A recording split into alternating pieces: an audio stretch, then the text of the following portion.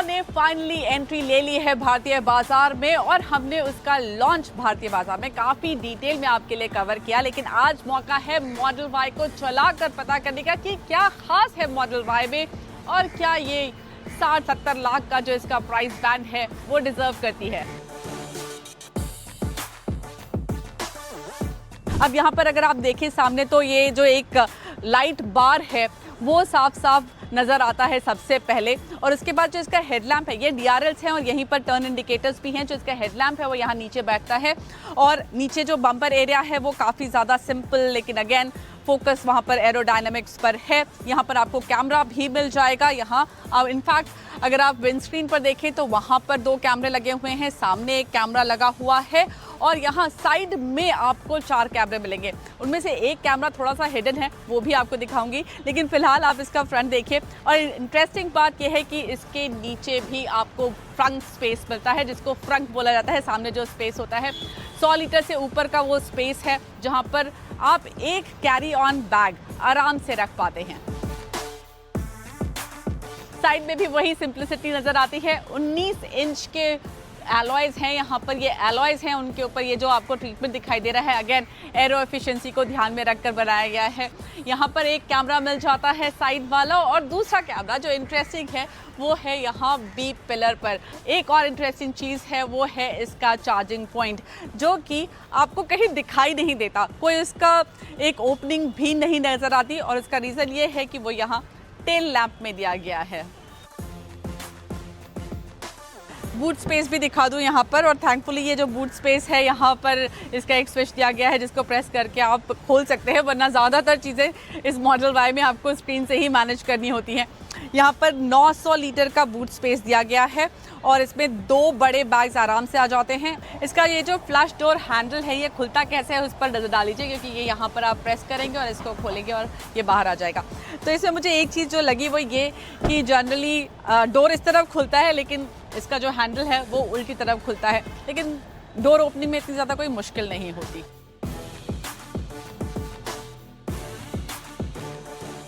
अब model Y की खासियत सबसे बड़ी तो यह है कि जब से हम इसे चला रहे हैं लोगों का इंटरेस्ट कितना है ये साफ साफ दिखाई दे रहा है। यहाँ पर लोग आकर देख रहे हैं इस गाड़ी को, सुबह से ही ऐसा चल रहा है। बट चलिए अब इसके इंटीरियर्स की वजह से सबसे इम्पॉर्टेंट चीज़ है उसकी बात करती हूँ, और वो है ये बड़ी स्क्रीन। ये इस गाड़ी का मदरबोर्ड माना जा सकता है। सब कुछ आप इसी स्क्रीन से कंट्रोल करते हैं। आप पहले यहाँ पर जाएंगे तो आपको यहाँ पर लाइट्स के कंट्रोल मिलेंगे। मिरर अगर आपको फोल्ड करना है, ORVMs जो हैं, जो साइड व्यू मिरर्स होते हैं, उनको फोल्ड करना है वो भी आप यहाँ से कर सकते हैं। Child lock, window lock, end of course आप इसमें गेम्स खेल सकते हैं। देन आप इसमें एप्पल म्यूज़िक, आपको बस अपना लॉगिन करना है और आप एप्पल म्यूज़िक, यूट्यूब म्यूज़िक जो भी सुनना चाहते हैं आप वो सुन सकते हैं। लेकिन सीट्स कंफर्टेबल हैं, वेल एडजस्टेड हैं, सामान रखने की बहुत सारी जगह है। यहाँ पर बहुत ही बड़ा स्पेस है यहाँ पर सेंटर कंसोल में। देन यहाँ आपको 2 कप होल्डर्स भी मिल जाते हैं। यहाँ पर वायरलेस चार्जर है, लेकिन इस गाड़ी में आपको एप्पल कारप्ले और एंड्रॉयड ऑटो नहीं मिलता, क्योंकि सब कुछ स्क्रीन में ही है। आपके गूगल मैप्स स्क्रीन में है और बहुत अच्छे से बैक्ड हैं वो, they are backed by Google Maps, तो आपको ज़रूरत भी ज़्यादा नहीं पड़ेगी। और म्यूज़िक वगैरह तो आप सुन ही पाएंगे ब्लूटूथ कनेक्टिविटी के ज़रिए। तो पहली चीज़ तो जब आप इस सेकेंड रो पे बैठते हैं तो यहाँ पर स्पेस का एहसास काफ़ी बढ़िया होता है। काफ़ी खुली डुली सी गाड़ी पता चलती है। बड़ा सा panoramic single pane panoramic sunroof है, तो ऊपर आपको बहुत ही अच्छा एक स्पेस का एहसास हो जाता है। ग्लास एरिया देखिए कितना सारा है, तो खुली खुली पता चलती है गाड़ी। आराम से आप बैठते हैं और काफ़ी बड़ी भी है, करीब करीब 3 मीटर का इसका व्हील बेस है, तो यहाँ पर आपको स्पेस बहुत ही बढ़िया मिल रहा है। नी रूम काफ़ी अच्छा है, हेड रूम भी अच्छा है, डिस्पाइट द फैक्ट कि ये स्लोपिंग है इसकी रूफ जो है, लेकिन फिर भी आपको हेड रूम काफ़ी अच्छा मिल रहा है। मॉडल वाई में इंटीरियर्स के 2 कलर ऑप्शन हैं। ये है स्टैंडर्ड ऑल ब्लैक, और इसके अलावा आपके पास वाइट इंटीरियर्स का भी ऑप्शन है, लेकिन उसके लिए आपको थोड़ी ज़्यादा कीमत देनी होगी। अब जो गाड़ी मैं चलाने जा रही हूँ उसमें इंटीरियर्स वाइट कलर के हैं, तो आप देखकर पता कर सकते हैं कि आपको वाइट कलर ज़्यादा पसंद है या फिर ब्लैक कलर।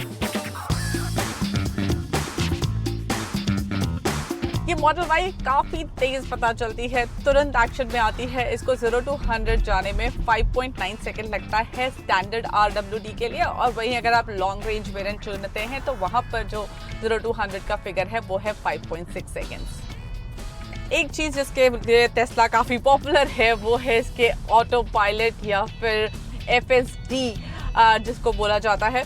अब इस वक्त जो हमारे पास गाड़ी है उसमें आपको जो ADAS सिस्टम्स हैं वो तो मिल रहे हैं, लेकिन जो फुल्ली ऑटोमेटेड ड्राइविंग है वो अभी नहीं मिल रही, और वो इसका रीज़न ये है क्योंकि इंडिया में लेजिस्लेशन जो है वो उसको अलाउड नहीं करता। पर आपके पास ये ऑप्शन ज़रूर है कि आप FSD चुन सकते हैं। उसके लिए करीब 6 लाख रुपए ज़्यादा देने हैं, और जब वो लेजिस्लेशन आएगा तो OTA के ज़रिए, जैसा कि मैंने बताया आपको कि OTA के ज़रिए ही सारे काम होते हैं टेस्ला में, तो OTA के ज़रिए आपके पास वो फैसिलिटी आ जाएगी।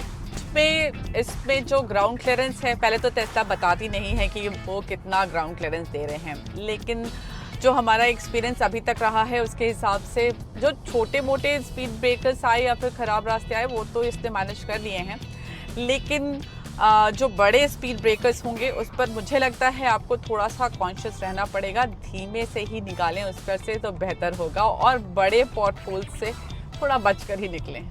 राइड क्वालिटी जो इसकी है, एक्सेलरेशन तो बहुत बढ़िया है, इसकी जो राइड क्वालिटी है वो थोड़ी सी फर्म साइड पर है। आपको रोड के जो बम्प्स वगैरह हैं वो गाड़ी के अंदर पता चल जाते हैं, थोड़ा सा मूवमेंट आपको लगातार पता चलता रहता है, लेकिन अनकंफर्टेबल नहीं है। वो ऐसे जैसे एक स्पोर्ट्स कार में फील होता है वैसी फीलिंग नहीं है। You just get to know them, गाड़ी अब्जॉर्ब कर लेती है उन बम्प्स। इसमें आपको 3 ट्रैक्शन कंट्रोल मोड से मिलते हैं, एक ऑटो, स्लिपरी और of road assist. I think अगर इंडियन रोड स्पेशली ख़राब रास्ते हैं तो आप ऑफ रोड असिस्ट यूज़ कर सकते हैं। तो जब आप टेस्ला में बैठते हैं आपको कोई भी गियर लीवर नहीं नज़र आता है, उसका गियर सेलेक्ट करने का जो सिस्टम है वो भी स्क्रीन पर है। जब आप प्रेस करते हैं इसके ब्रेक पेडल को तो यहाँ साइड में आपको एक ग्राफिक सा दिखाई देता है, इसको आपको सिर्फ स्वाइप अप करना है, और अगर आप स्वाइप डाउन करेंगे तो फिर वो रिवर्स गियर में जाएगी। It's quite a cool system to be honest, लेकिन थोड़ा सा वक्त लगेगा किसी को भी इसके एडजस्ट होने में, which I think is true for the entire of this model Y. Model Y India में सिर्फ रियर व्हील ड्राइव कॉन्फ़िगरेशन में अवेलेबल है। 2 बैटरी पैक्स का ऑप्शन मिलता है। क्लेम रेंज है 500 किलोमीटर से 622 किलोमीटर तक। स्टैंडर्ड वेरिएंट जिसका प्राइस है 60 लाख रुपए, इसे 0 to 100 kph जाने में 5.9 सेकेंड्स का वक्त लगता है, और डिलीवरी शुरू